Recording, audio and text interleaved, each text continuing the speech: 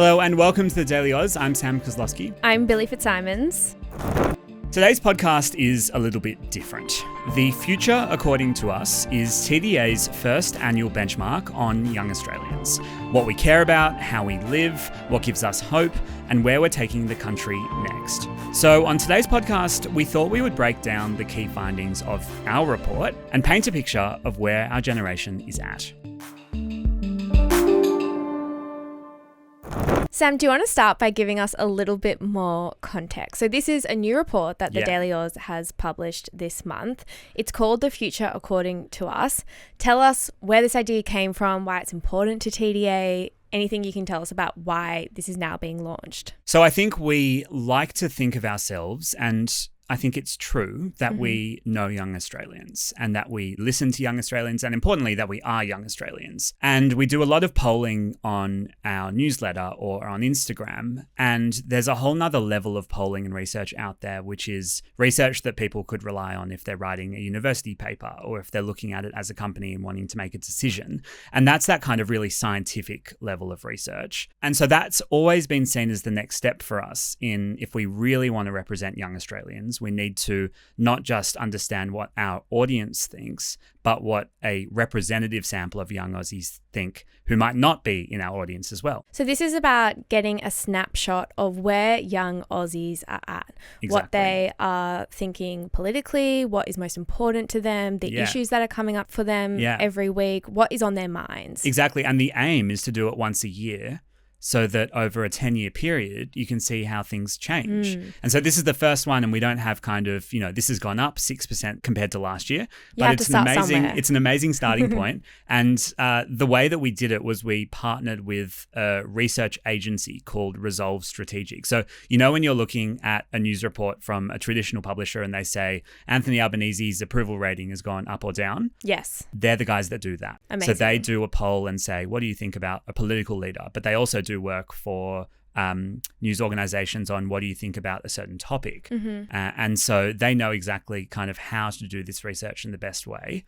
So we partnered with them, we told them what we wanted to do, and they went out and they found 5,000 Australians, not just young Australians, because you need to compare generations, but 5,000 Australians that if you put those 5,000 people in a room, that is a representative snapshot of the nation right now. So it's a nationally representative study, which is kind of a jargony word, but it just means that all that to say that this is a legitimate study that we have done in partnership. Yeah, and most legitimate studies have between 1,000 or 2,000 people who they have as the sample. We've got 5,000, so we tried to get a slightly bigger sample to make sure the findings were really watertight. And you have to start somewhere, and here we are. So let's get to the findings. What is one finding that you found to be the most surprising?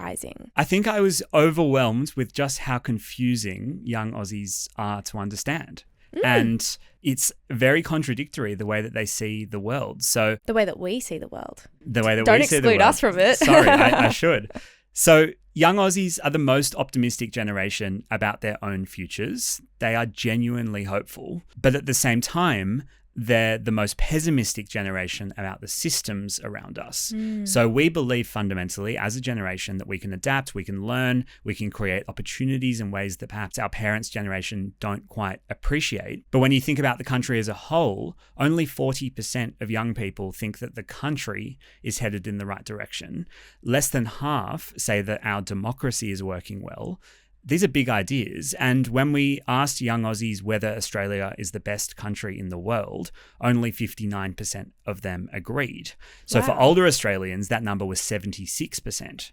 So we know we can do it. We know we're destined for big things. We don't think the country is, though, and we don't think we have the systems around us to support that. Do we know what came second in terms of what young Aussies thought was the best country in the world? No, so that question in the report was just a yes, no. So there were 10 statements like, I feel safe in Australia. Australia is the best country in the world. I think Australia has my best interests at heart. Right. And they just had to say yes or no. That's interesting that older Australians think that Australia is the best country in the world more so than young Aussies think that. Yeah, and those 10 statements I told you about, consistently, every single one, 10 out of 10, older Australians agreed more with those sorts of statements. So older Australians agreed more that Australians are kind to each other, or that Australia gives people like me purpose. there was consistently that view when tied to the country. And almost the older you get, the more that you think Australia is fantastic. Okay, so young people are hopeful about their own futures, but pessimistic about the country. Why do you think that disconnect exists? I think ultimately it's because we're doing everything expected of us. We're getting educated, we're trying to work hard and build income, we're joining communities, we're trying to stand up for things we believe in. But still, those key elements of home ownership and traditional milestones are completely out of reach. And we see prosperity all around us. We see major companies getting richer and richer, but we feel locked out of those systems. And so there's this weird disconnect between trusting our own abilities, but losing faith in those big institutions. And ultimately, it all comes down to trust. I think that idea of young Australians losing trust in institutions is something that comes up so much. Yeah, do you want to explain what we actually mean when we talk about that? I think it's all about a perception as to whether an institution has our interests at heart. And so we asked about 10 institutions, and young people have lower levels of trust than older Australians in 9 out of those 10. So what's an example of an institution? So the police, for example, or our health system, our court system. The government. The federal government. The one institution that young Australians trust more than older Australians is the internet as an institution. And I guess that involves influencers and content creators. Well, we actually asked social media platforms separately, and older Australians trust social media platforms more than younger Australians do. That checks out. The internet, it was interesting to separate them. And obviously designing this survey took so long to try and figure out those tiny little nuances. So we're not quite sure what to do with this website trust point, but it's definitely a topic for another time. And what about the government specifically? So fewer than half of younger Australians trust the federal government, 42%. That's one of the country's most significant institutions, and young people just don't trust it. The one that we trust the most is health professionals and the police. So the kind of key theme on the institutions that we do trust the most would be about service-based occupations and kind of emergency services, people who are really there when we urgently need them. So that was good to see. And this lack of trust that young Aussies have in the government, what does that mean in terms of how they engage in politics? Well, what it doesn't mean is that they don't exhibit apathy. They really care. So it's not like they're not turning up to vote because they don't trust the government. In terms of turnout, younger Australians have some of the most active voting patterns of any generation in Australian history at the moment, but they're the least committed voters. So most young Aussies said that they would change their vote from election to election, or at least consider doing so. So they're kind of treating political parties like any other service provider, like a telco. You know, if you don't like the plan that you're on 1 year, you might change another year.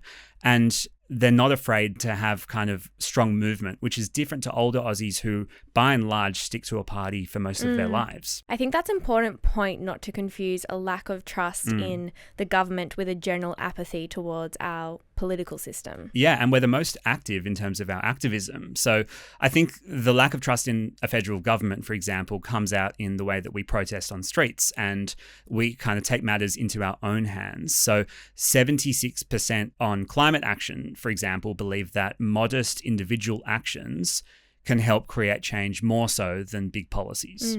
So it's that sense of kind of taking matters into our own hands again. And this is the key theme of the whole report, is that we're betting on us. We're not betting on the institutions doing it for us. I know another thing that we asked the respondents about is cost of living. Yeah. What did it find about that? Hi, I'm Zara. I'm the co-founder of the Daily Aus, and we started this company because we think news can be done differently. If you agree, you can hit subscribe. It's the best way to help us grow. Now, back to the video. So it's pretty stark. Not surprising to you, I'm sure, having followed this topic so closely over the last couple of years. But 59% of young Aussies said that cost of living is the single biggest concern they have at the moment. That's more than every single other issue we put on the page combined. So the next highest was housing, which you could arguably say is part of that bucket as well, at 13%, then climate and the environment at 9%. And when we talk about home ownership, again, we're still quite traditional. We all want to buy a home.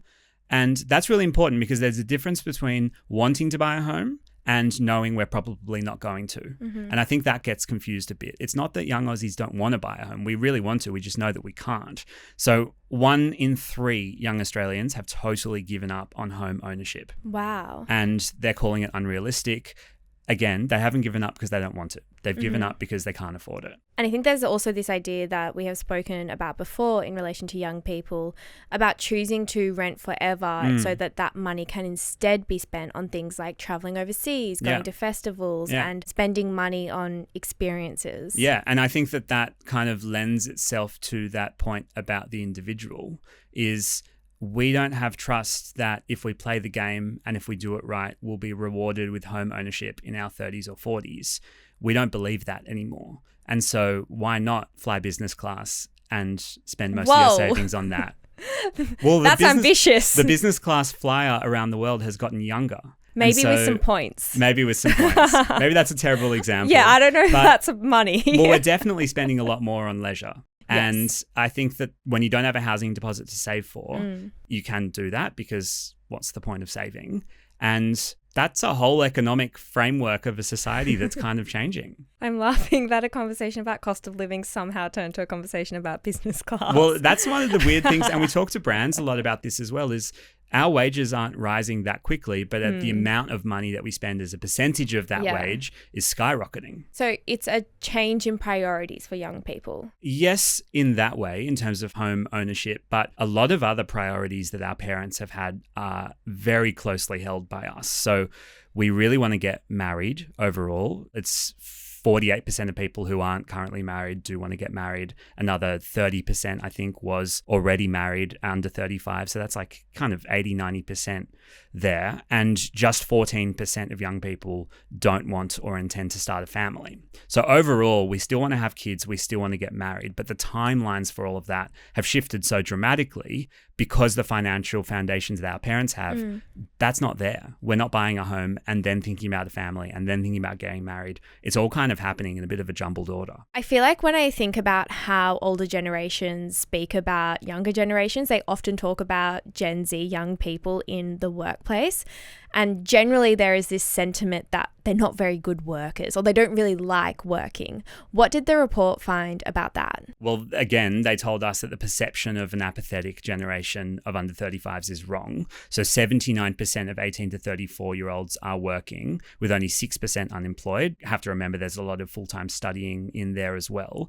And when you zoom into that 25 to 30 group, nearly 90% are in work, and most of those people are full-time. What also was really interesting about work is that they've got side hustles. So 1/3 of young Australians have a side hustle on top of a full-time job. And that immediately you think, is that about cost of living? And the answer is yeah, it's about an extra source of income, but also it's about skill development and community impact when we ask them why you have a side hustle. So there is a multiple revenue stream model that's out there and very popular. And that matches other research that has come out. I'm pretty sure the ABS found a couple of years ago that a record number of young people had side hustles. Yeah, So it's crazy. it 1 all in 3. aligns. Yeah. I know another area that we looked at is mental health, which is a big topic when it comes to young people. Yeah. What did the report find about that? I probably found this the most concerning part of the report. So, I mean, overall, mental ill health isn't an exception for young Australians. It is the norm. So 89% have reported ever experiencing a mental health issue. Wow. So that's 9 in 10. Yes. So 76% said they have experienced at some point or currently experience anxiety, 65% that they have previously or now experienced depression, and 31% that they have previously or now experienced an eating disorder. And crucially, 76% of young people said that they experienced one or more of these issues within the last 12 months. So this isn't a historical situation that we're looking at. It's fair to say this is a live crisis. It's something that's happening right now. Yeah. And a big topic when it comes to young people's mental ill health is loneliness. Yeah, so we are the loneliest generation. 59% of young Aussies said they experience loneliness currently, with 44% of older Australians saying the same thing. So, I mean, it is cross-generational loneliness. 44% amongst 35 and older is a massive rate as well. 17% of young Aussies said that they feel lonely often. And what I think is really the heart of this paradox is that we're also the most connected generation in history. the loneliest and the most connected. It's always such an interesting oxymoron, if that's the right word or phrase. The fact that we are somehow the most connected, but also the most lonely. Yeah, and when we asked young people, the question was something like, do you find connection outside of family, friends, work, social media, or sport? So things like university groups, religious organizations, hobby clubs, and it was only 15%. So that's really interesting. You including sport in that, I was thinking, I don't know if I find connection outside of those because social media, work, family, friends, those are kind of my pillars for connection. Well, what we were really looking for there was some data around university groups and young people, but also religious organizations. And religious organizations has previously reported to be a key pillar of connection in society for young people. And so we were really interested to see the data there. And we asked one by one, so do you find connection via university groups and then religious organizations separately? And so I think that's really interesting, though, is that part of the largely traditional but also physical part of how we connect. I think sport is still as popular as ever. That has really died off. Sport has really died off. No, so those other groups as kind of the kind of separate bucket that were once really popular. I'm really big on community sport at the moment. We are definitely all going through a run club, run swim era. One thing that I quickly want to shout out that I found super interesting from our research was that 39% of young people have had a dedicated social media detox. Yeah. And what that tells me is that young people are identifying that social media isn't always great for their mental health and they're actually actively needing to do something about that because it has clearly crossed a threshold for them. And that's double the rate of older Australians. So we are actively pursuing blocks of time where we are blocking, deleting, locking our phones in cages, trying to figure out ways to disconnect. Yeah. Okay, Sam, you've told us a lot of stats. They've all been very interesting. What is your big takeaway from all of this research that we've done about young people? So if you put all of it in a blender and you pump out a cocktail, I think you can boil it down to this. Young Australians are betting on themselves because they don't trust the systems around them. They're working as hard, if not harder, than their parents did at the same age, but they're feeling less secure. They think they're destined for a bright future. It's just not one bound to the future of the country. Interesting. Profound. Thank you. A lot to think about. I think there's a lot of hope in this report. I think that there's a lot of things that governments, businesses, organizations, employers, families, partners can work on from this report, but I see a generation that's ready to go. Ready to go. I love it. Yeah. Inspiring words for your Monday morning. Thank you so much for taking us through that. Thanks, Billi. And if you want to read the full report, we have put a link in the show notes. That's all for today's deep dive. We'll be back this afternoon with your evening headlines, but until then, stay connected and have a good day.